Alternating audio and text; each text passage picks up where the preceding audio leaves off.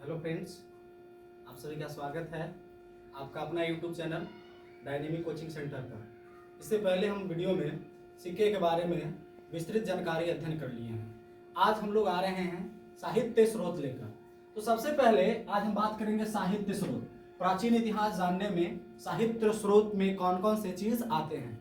तो प्राचीन इतिहास जानने में साहित्य स्रोत को दो भाग में बांट दिया गया है। प्राचीन इतिहास जानने में साहित्य स्रोत को दो भाग में बांट दिया गया है।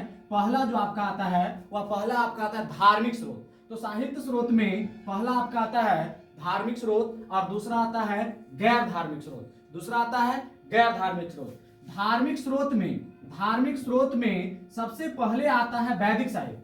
धार्मिक स्रोत में हम लोग सबसे पहले अध्ययन करेंगे वैदिक साहित्य के। वैदिक साहित्य के बाद हम लोग अध्ययन करेंगे जैन साहित्य के बारे में। जैन साहित्य के बाद हम लोग अध्ययन करेंगे बौद्ध साहित्य के बारे में। जैन साहित्य, बौद्ध साहित्य, वैदिक साहित्य। और वैदिक साहित्य में ही हम लोग अध्ययन करेंगे वेद के।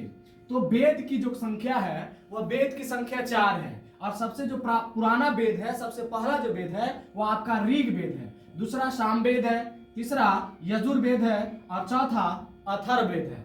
तो वैदिक साहित्य में हम लोग चारों वेद के बारे में अध्ययन करेंगे। और वेद के बाद हम लोग अध्ययन करेंगे वैदिक साहित्य में वेद अध्ययन करेंगे।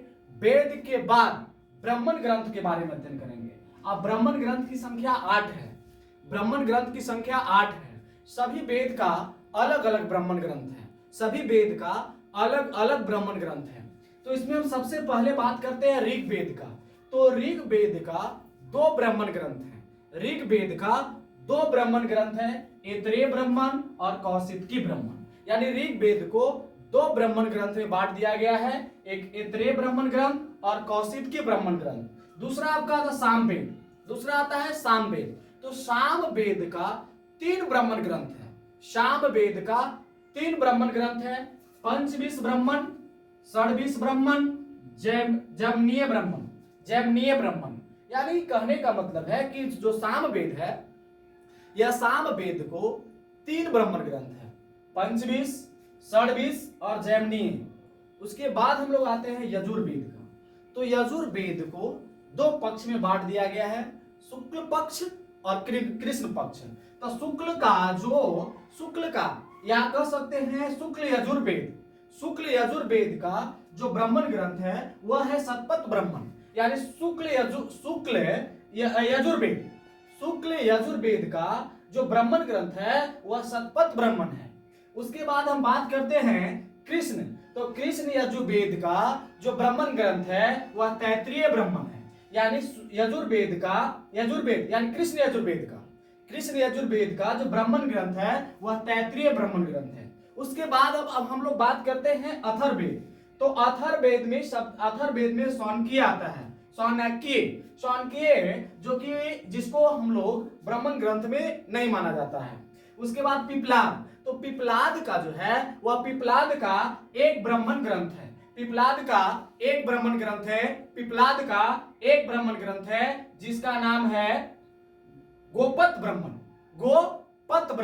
पिप्लाद का एक ब्राह्मण ग्रंथ है जिसका नाम है गोपत। अभी देखें हम लोग ब्राह्मण ग्रंथ के बाद हम चर्चा करेंगे अरण्यक। तो अरण्यक जो है, अरण्यक की कुल संख्या 7 है। अथर्ववेद का कोई अरण्यक नहीं है। अरण्यक की संख्या 7 है।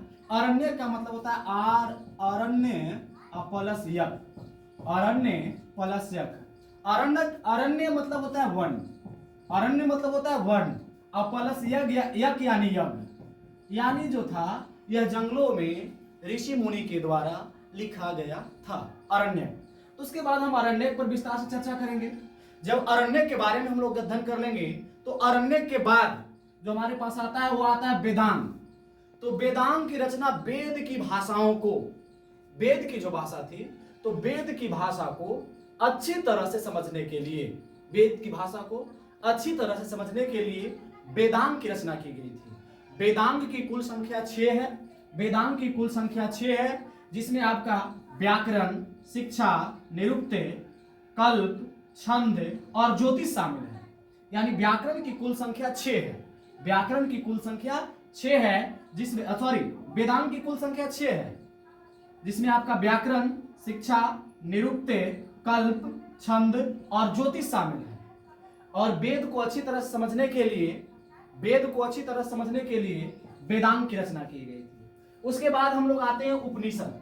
तो उपनिषद की जो कुल संख्या है वह 108 है। उपनिषद को ही वेदांत कहा जाता है। क्वेश्चन आ सकता है, उपनिषद को ही वेदांत कहा जाता है और उपनिषद की कुल संख्या 108 है और उपनिषद में ही आत्मा, परमात्मा और माया का चर्चा किया गया है। इसमें 13 उपनिषद महत्वपूर्ण है जिस पे हम लोग चर्चा करेंगे। उसके बाद उपनिषद के बाद हम लोग पढ़ते हैं स्मृति। तो स्मृति की कुल संख्या 36 है। स्मृति की जो कुल संख्या है 36 है, जिसमें मनु स्मृति, बहुत सारी स्मृति हैं, जिसमें यह बताया गया कि जो कार्मिक कांड थे, जो यह कर्म कांड थे, उसे शूद्र लोग भी क्या कर सकते थे, उसे स्मृति में चर्चा है। उसके बाद स्मृति के बाद आते हैं पुराण।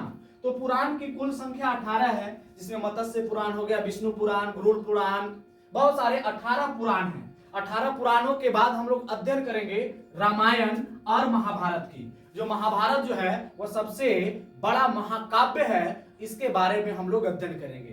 तो ये हमारे थे धार्मिक स्रोत, साहित्य स्रोत जानने का।